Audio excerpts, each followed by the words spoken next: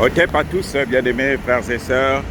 Les amis, je vous dis que euh, les États-Unis sont de retour au Niger. Ils reviennent avec une forte délégation.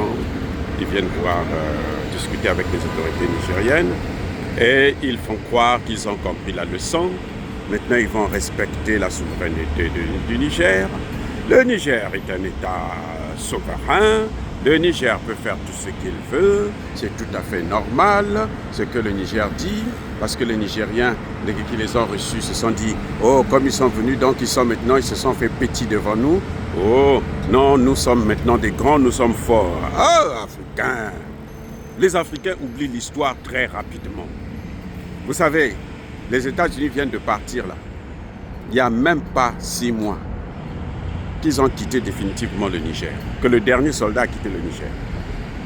Et vous pensez qu'ils reviennent là avec de bons sentiments. Mais attendez, posez-vous la question. Ils sont partis, ils sont allés s'installer où? Ils ne sont pas partis et revenus aux États-Unis. Non, celui qui vous a dit ça, il a menti. Ils sont en Côte d'Ivoire. Ils sont au Sénégal.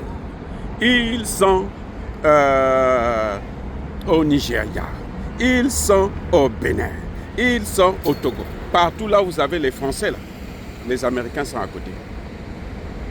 Même s'ils ne déclarent pas qu'ils sont là, ils ne déclarent pas leur base militaire. Mais sachez-le qu'ils sont là. J'ai dit, partout là où vous avez les Français, ils sont là. Il y a d'autres endroits, ils chassent même les Français et eux, ils y restent.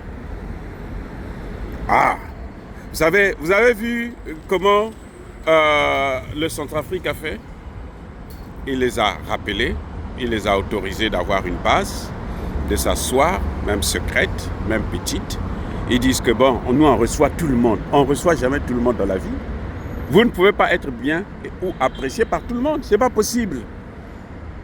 Vous ne pouvez pas aider le monde. Vous ne pouvez pas sauver le monde. Voilà, il n'y a pas un pays qui peut être là à sauver le monde. Vous sauvez ce que vous pouvez sauver, vous sauvez ce qui est sauvable. Ce que les Américains sont en train de faire aujourd'hui, c'est du déjà vu. Ils l'ont fait avec l'Irak. L'Irak a fait la guerre contre l'Iran pendant 8 ans. Comme l'Ukraine est en train de faire la guerre là, contre la Russie, pour eux. Et après, ils ont demandé à l'Irak, oh, va envahir le Koweït. L'Irak n'est pas parti au Koweït comme ça, parce que les Américains ont dit, oui, tu peux envahir le Koweït. Le Koweït, c'est une partie de chez nous. Quand l'Irak est allé en Koweït, vous voulez que je vous explique ce qui est arrivé à l'Irak?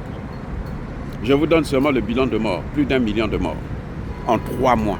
3 mois. Toute l'armée irakienne décimée. Saddam Hussein qui a fait la guerre pour eux, assassiné. Et ils l'ont fait avec Kadhafi. Kadhafi ne voulait même plus parler avec la Russie. Parce que Kadhafi était content que les Français, les Européens, les Américains, Kadhafi a même payé. Il a dédommagé toutes les victimes du crash du DC-10 et puis il y avait un autre crash là. Kadhafi a payé tout. Juste pour leur satisfaire.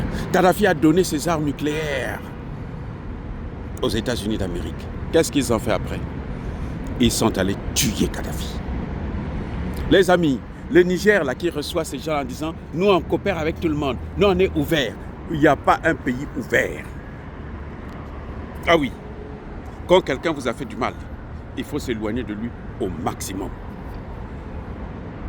Laissez même passer 1 an, 2 ans, 3 ans, 4 ans. Comment vous pouvez encore les appeler, les recevoir? Non, nous ne voulons pas ce que vous nous avez fait, nous sommes déçus et tout. Ils s'en fichent de ça. Vous croyez qu'ils sont déçus? Mais pourquoi ils n'ont pas envoyé Biden? Pourquoi il n'est pas venu lui-même? Vous avez vu Biden? 4 ans au pouvoir, il n'a jamais mis pied en Afrique. Et vous croyez que ça c'est quelqu'un qui vous aime? Qui peut vous aimer? Quand le secrétaire d'État vient là-bas, Anthony Blinken, mais qu'est-ce qu'il fait? Mais il est là à vous commander. Il est comme s'il était un pacha.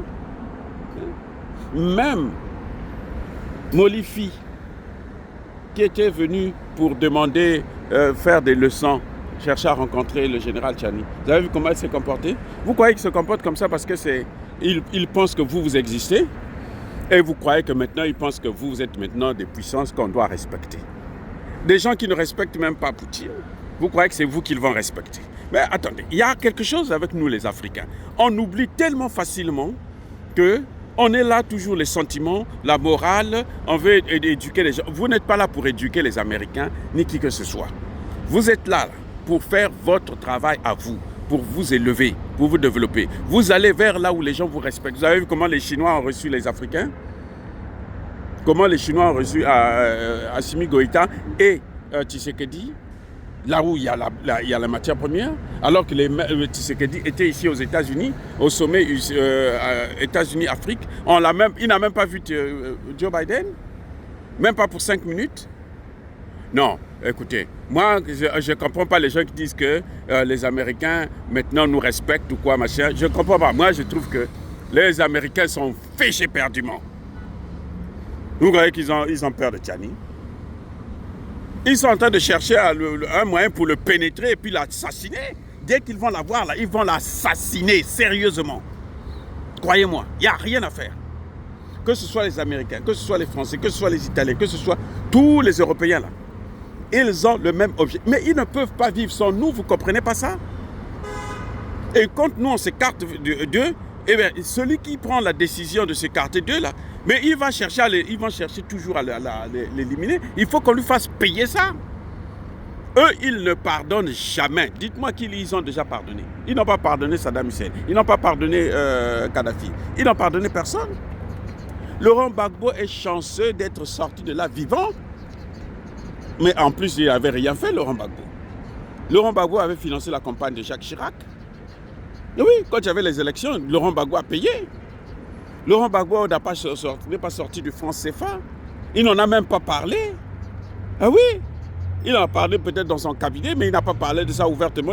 C'est maintenant qu'il commence à parler de ça parce qu'il sait que c'est inévitable, la jeunesse veut de ça. Et il veut l'élection. C'est tout. C'est pour ça qu'il est sorti vivant. Mais ils ne pourront pas pardonner ni Tchiani, ni Assimi Goïta, ni Ibrahim Traoré. Personne parmi eux là ne sera pardonné. Je dis bien, personne parmi ces gars-là ne sera pardonné. Le jour où ils auront l'occasion, ils seront sans pitié. Vous n'allez pas les reconnaître. Mais ils ont menti à l'ex-URSS. Ils ont dit on ne va pas élargir l'OTAN. Vous ne savez pas ça? On ne va pas élargir l'OTAN. Dès que le mur est tombé, l'ex-URSS est fini.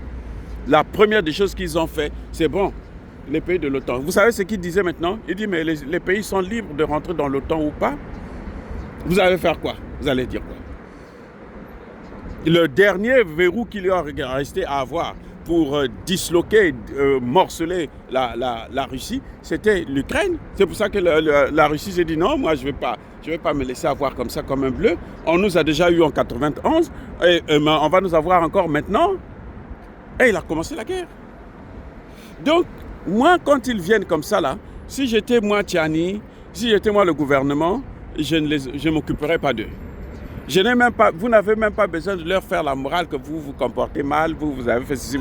Parce qu'ils feront toujours la même chose. Les mêmes causes produisent les mêmes effets, quand même. Vous avez les mêmes personnes, vous pensez que leur manière de penser va changer? Des gens qui veulent dominer le monde, qui pensent qu'ils ont une mission divine, et vous croyez que vous pouvez les changer?